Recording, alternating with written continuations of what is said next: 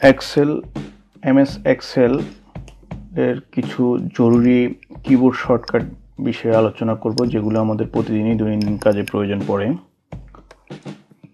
যেই keyboard shortcut কিগুলো আমরা use করে থাকি আমাদের দৈনন্দিন কাজের ক্ষেত্রে, তো সেই বিষয়গুলো নিয়ে, সেই শর্টকাট কিগুলো নিয়ে আজকের ভিডিও।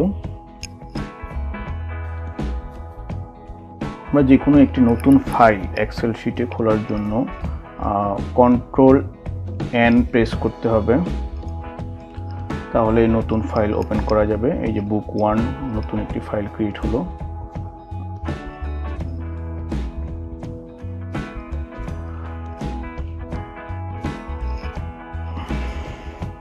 তো এই এক্সেল শিটগুলো যে কাজগুলো অফিসিয়াল কাজের জন্যই আমাদের ম্যাক্সিমাম ইউজ হয়ে থাকে। এখানে সময় বাঁচানোর জন্য আমাদের কিবোর্ডের শর্টকাট কিগুলো ইউজ করতে হয়।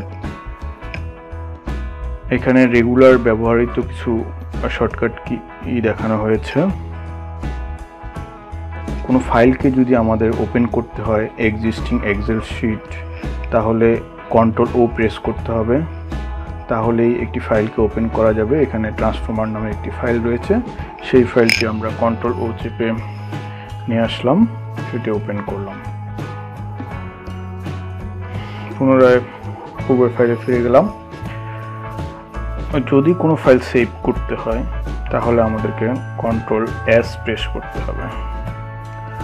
এক্সেলে লেখালেখি করার পর Ctrl+S চেপে দ্রুত সেভ করে নেওয়া যাবে।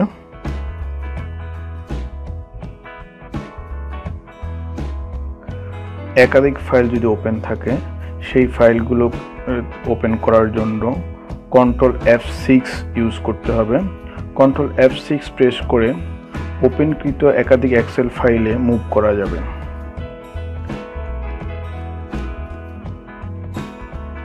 আমরা এখানে Ctrl+F6 প্রেস করে যে 3টি ফাইল ওপেন রয়েছে, এই 3টি ফাইলের ভিতরে মুভিং করে দেখব। তো press Ctrl+F6 for move between open workbooks.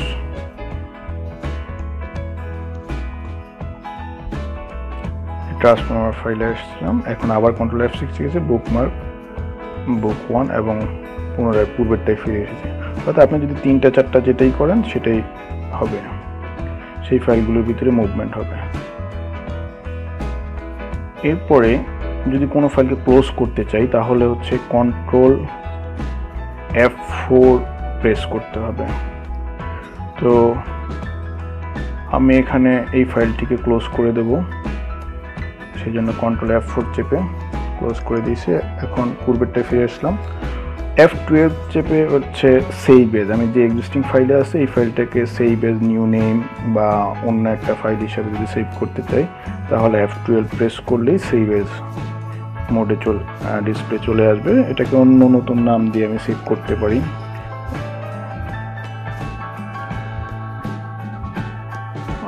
যদি আমার ডিসপ্লে যা কাজ করেছি সেটা যদি প্রিন্ট করতে হয় বা ডিসপ্লে প্রিন্ট মেনুটি ডিসপ্লে করার জন্য Ctrl+P প্রেস করতে হবে। আমি যে অংশে কাজ করতেছি সেই অংশটাকে সিলেক্ট করার জন্য Ctrl+A প্রেস করতে হবে।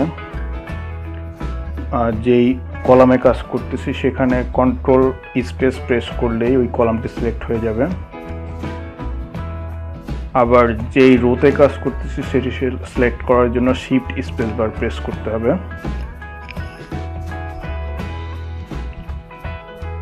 যদি কোনো কাজ বা কোনো লেখালেখি করে থাকি তাহলে সেটিকে যদি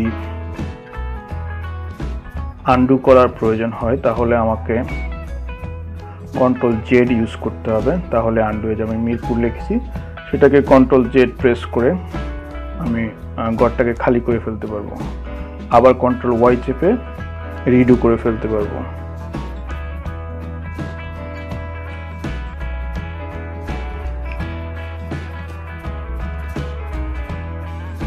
এক্সেলের ক্ষেত্রে Ctrl+C কাট, যেটা এমএস অফিসের ক্ষেত্রে কাট করার কাজে বা মুভ করার কাজে ইউজ হয়ে থাকে। তো আমি একটি অংশকে সিলেক্ট করব, সিলেক্ট করে সেটিকে কাট করব। এই জন্য সিলেক্ট করে কন্ট্রোল এক্স প্রেস করলাম। কন্ট্রোল এক্স প্রেস করে এটিকে সাইডে পেস্ট করব কন্ট্রোল ভি প্রেস করে।